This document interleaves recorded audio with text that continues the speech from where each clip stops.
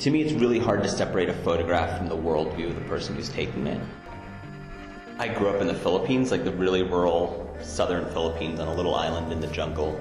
My mom is American and then my dad is from this place called the Faroe Islands. That's a little protectorate of Denmark in the middle of the North Atlantic. And then I married into a Wyoming ranch family.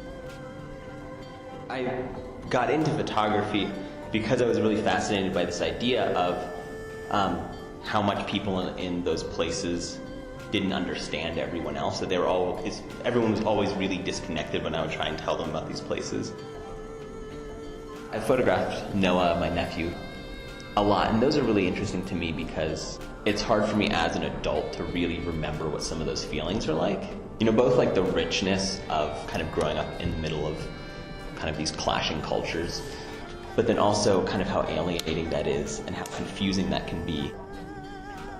A lot of this stuff is shot with a large format 4x5 inch camera. So it's like the head under the hood on a tripod, super slow. So it's really, really intentional. I want people to experience my work kind of using the same lens that they're going to experience media. In the same way that like you read a nonfiction book really differently than you read a novel, I kind of still want people to be reading this work through kind of the nonfiction eyes.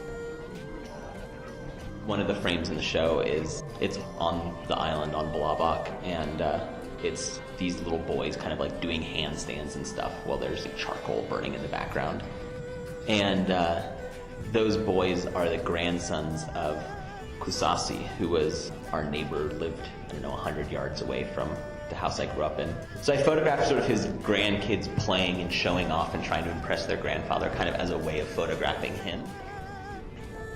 The stories behind this aren't things that like people are going to get just by looking at the work, and I'm totally okay with that. Like I don't want it to be that intensely of a narrated body. I think that there's something really, really good about people being able to kind of bring their own experience to it.